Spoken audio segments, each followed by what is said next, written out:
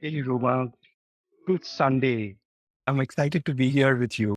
The last time we spoke, you shared that you're going to pick a topic and talk a little bit about it. Do you know what topic you're going to talk about today? Yes. Why don't we do something around control? Hmm. And why control?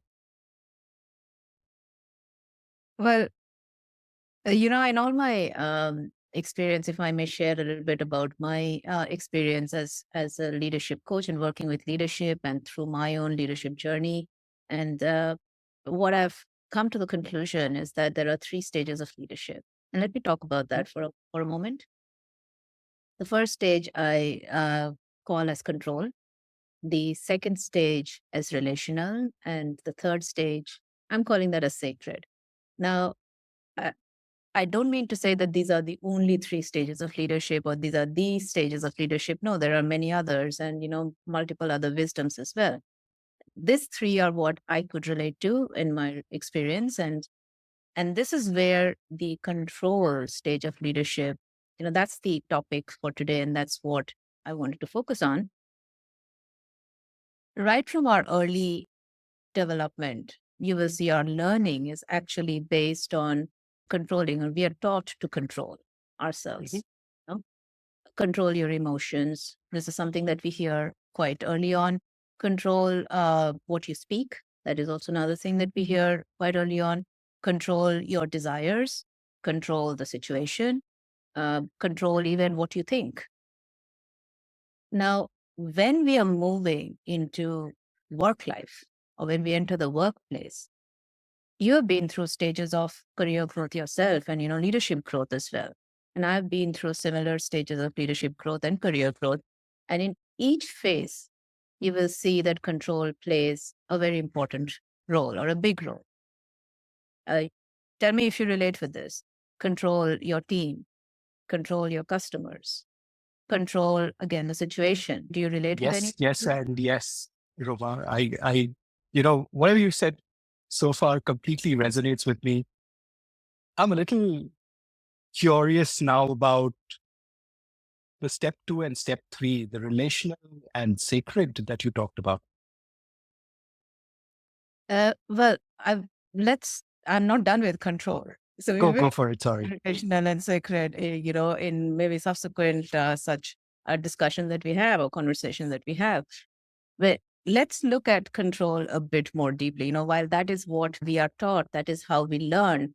And I do want to say that there is nothing wrong with control. I'm not here to, bash control or anything like that, not at all. Because control also has its place.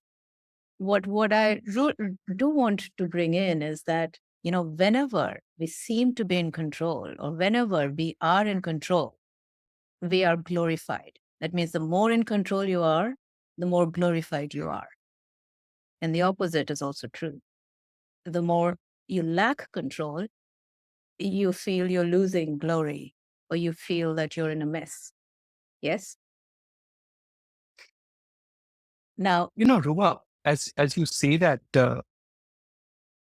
I'm reminded of a Elizabeth Gilbert quote, mm, and it says, "You're afraid of surrender because you don't want to lose control, but you never had control. You only had anxiety." yeah, yeah. Right? And And I think that's what you're bringing out through what you're sharing right now. yes, and that's the piece that I want to move towards. And also very true what Elizabeth Gilbert says. I do a lot of coaching around dispute resolution or alignment coaching, as I call it. And every single time as I've worked the room, people walk up to me and say that, oh, the way that you control the room, the way that you control the situation was great, was wonderful. And anybody who has worked in dispute or conflict situations and has got a lot of people, getting to align them in a certain direction, will tell you that that's the last thing that we do, which is controlling people or controlling the room. That does not work in those situations because the more that we are trying to control something, the more out of control it goes. And that's actually the side effect. And that's something which we need to be aware of while we are also living our lives or leading our lives or leading through control, there's a side effect. So there is, one very interesting thing around this control. Control works in small doses. It works really well in small doses. And it starts giving the illusion that things are hunky-dory. Things can be controlled. But when it comes to big, complex situations, like, people or relationships, conflicts, that's when it doesn't start working. And that's when we try and control more. And the more we try and control, the more out of control it starts going. And that's the side effect that I wanted to bring in awareness around. That's really interesting, Ruma. What you're almost suggesting is that in big, hairy, audacious situations, instead of trying to control the situation even more, it is probably better to step back. And the image that it gives in my mind is I was a huge Phantom Comics fan. And I remember Phantom being imprisoned by this guy, and both of his hands are tied, Yeah. and there is a pit in between. And this guy says, I'm stronger than you. We've got a pulley. Both our hands are tied. We're going to pull each other. And if one of us wins, the other person's going to get dragged into the pit. And Phantom first pulls, then realizes he's not strong enough. He doesn't have control. He actually lets go. And when he lets go, the other guy stumbles, and that's when he pulls. So that's the image that came into my mind as you said, it doesn't help to keep tugging at it. Yeah, and these comics that you're talking about, Phantom, Batman, and all of these that we read, that's tremendous wisdom in them, don't they? When we were reading them as children, we did not obviously get all of this, but yeah, they've got tremendous, nuances and wisdom in that, and that's exactly what I'm trying to say. Yeah. So when image control, if I ask you what image comes up for me, other than Phantom, is there another metaphor that comes up, or another image of control? It is holding my breath. Yeah. And I'm glad that you're bringing in the body into picture as well, because that's how we start with awareness of control and where we are trying to control.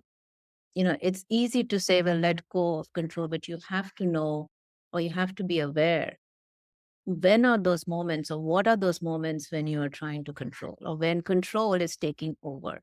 So using your body to be aware of control, or when control is controlling you, is actually a wonderful mechanism. One of the things, yes, is holding your breath. When I'm doing these dispute resolutions, or I'm in coaching, tightening of my shoulders or tightening of my body. Also notice when you're trying to grip something, you're gripping, maybe maybe gripping your breath or gripping your hands. So these are all cues that tell you that there's something or someone that you're trying to control. And that's a great place to ask, well, what or who am I trying to control?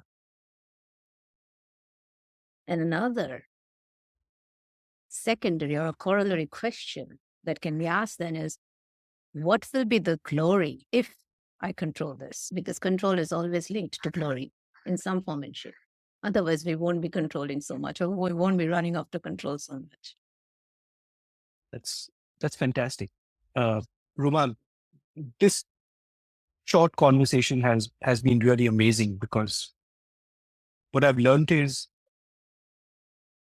that control works in short bursts, but in big difficult situations, control tends to be counterproductive.